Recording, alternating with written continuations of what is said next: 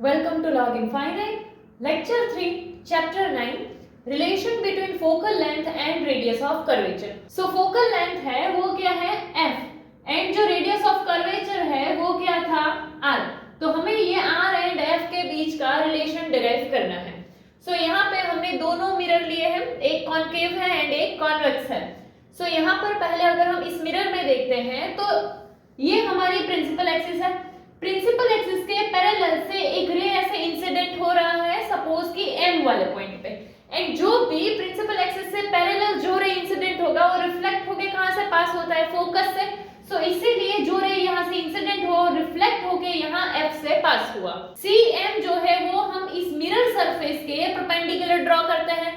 सो ये जो cm है वो क्या परपेंडिकुलर होगा, यानी कि यहाँ पर एंड यहाँ पर ये दोनों एंगल कैसे होंगे, सेम होंगे. सपोज कि यहाँ पर एंगल थीटा है तो ये वाला एंगल भी क्या होगा, थीटा होगा. एंड इसके अलावा हम एक और चीज क्या देख सकते हैं कि देखो यहाँ से ऐसे अगर हम देखें तो ये z बन रहा है, यानी कि अल्टरनेट इंटीरियर एंगल वाला केस बन सकता है. तो यहाँ पर भी थीटा है तो यहाँ पर क्या होगा, थीटा होगा. तो ये दोनों ही जो है थीटा आ जाएंगे. सो यहाँ पे हमें तीन एंगल मिले हैं कि एक ये थीटा है, इस वजह से ये थीटा है क्योंकि ये हमने ऐसा परपेंडिकुलर बना दिया है, यहाँ से इंसिडेंट है एंड रिफ्लेक्टेड रे है. एंड यहाँ पर ये दोनों अल्टरनेट इंटीरियर एंगल के हिसाब से यहाँ थीटा है, इसीलिए यहाँ पर थीटा आ गया. सो यहाँ हमें ये तीन एंगल मिले हैं. एंड अगर हम ये वाला एंगल फाइंड करते हैं तो यहाँ पर ये एक ऐसे ट्राइंगल बन रहा है एंड उस ट्राइंगल में ये दोनों थीटा है. सो ये ट्राइंगल के लिए ये वाला जो एंगल है वो एक्सटीरियर एंगल बन जाएगा एंड ये दो इंटीरियर एंगल का सम एक्सटीरियर एंगल आता है. तो ये थीटा है एंड ये थीटा है, थीटा प्लस थीटा क्या आ जाएगा, 2 थीटा. नाउ हम ये चीज क्यों कर रहे हैं, क्योंकि हमें कौन सा रिलेशन चाहिए, f एंड r का. सो फोकल लेंथ यानी कि ये जो फोकस से पोल तक का डिस्टेंस इतना, एंड r चाहिए यानी कि ये सेंटर से पोल तक का डिस्टेंस इतना.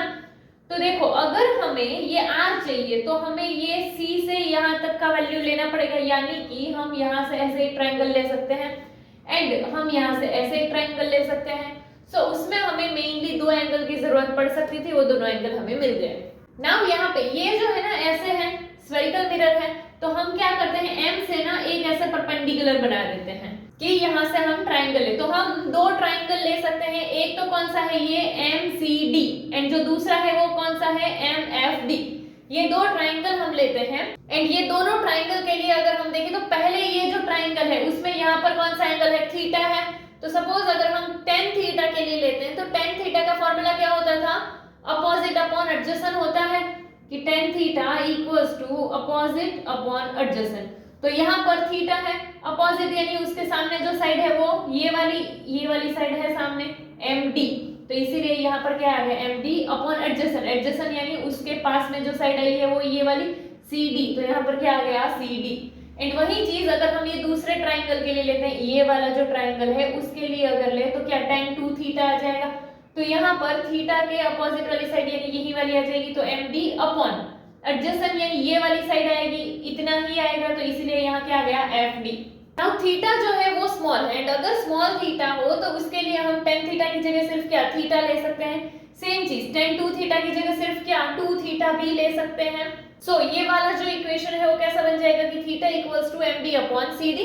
सेम वे जो दूसरा इक्वेशन है वो क्या बन जाएगा, 2 theta equals to MD upon FD. Now यहाँ पर कि D जो है वो तो क्या था, तो कि हमने एक परपेंडिकुलर बनाया था m से, वो है एक्चुअल में वो पोल नहीं है, हमारा पोल जो है वो यहाँ पर था P. बट इन दोनों के बीच का डिस्टेंस जो है वो कम हो, यानी हम ऐसा बोल सकते हैं कि ये दोनों पॉइंट क्लोज है एंड ये क्लोज है तो इसीलिए इन दोनों के बीच का जो डिस्टेंस है वो नेग्लिजिबल होगा. सो हम क्या बोल सकते हैं कि हम चाहे CD ले या CP ले, दोनों को सेम मान सकते हैं कि CD equals to CP equals to क्या आ जाएगा R. सेम वे यहाँ पर ये FD वाला है तो उसको भी ले सकते हैं कि FD ले या FP ले. So FD equals to FP equals to क्या आ जाएगा F. चलो सो यहाँ पर अगर हम ये CD है तो CD की जगह वैल्यू पुट कर सकते हैं एंड ये FD है, FD की जगह पर भी वैल्यू पुट कर सकते हैं. तो क्या आ जाएगा, ये theta equals to MD upon CD था, उसे हम क्या लिख सकते हैं, so theta equals to MD upon CD के लिए क्या आ गया R. सेम चीज यहाँ पर क्या है कि 2 थीटा इक्वल्स टू में MD अपॉन FD.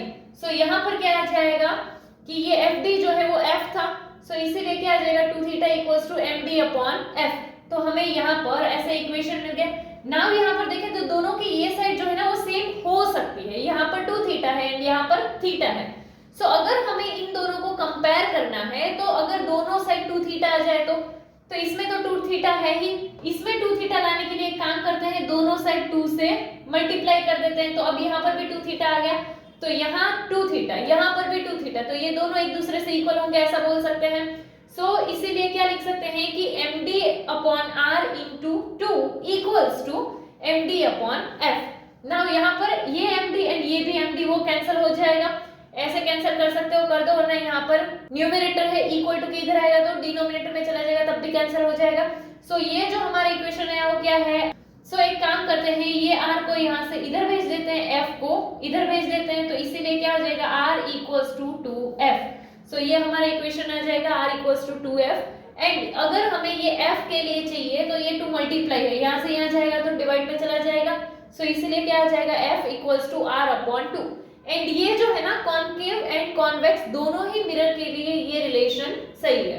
सो इसमें मेन चीज जो याद रखनी है वो क्या है कि जो हमारा रे है वो प्रिंसिपल एक्सिस के पैरेलल से इंसिडेंट हो रहा है एंड फोकस से रिफ्लेक्ट होगा। हमने एक परपेंडिकुलर बनाया तो ये दोनों एंगल सेम होंगे, यहाँ पर थीटा हुआ तो यहाँ पर भी थीटा हो गया। अल्टरनेट इंटीरियर एंगल के हिसाब से अगर यहाँ थीटा है तो ये भी थीटा हो जाएगा। एंड अगर हम ये ट्राइंगल देखते हैं तो ये जो है थीटा है एंड ये भी थीटा है, तो जो हमारे इंटीरियर एंगल का सम होता है वो एक्सटीरियर एंगल के इक्वल आता है। तो ये थीटा प्लस थीटा 2 थीटा। ये डायग्राम थोड़ा सा खराब हो गया बट इसको एक बार बना के उसके बाद इस थियरी को समझना।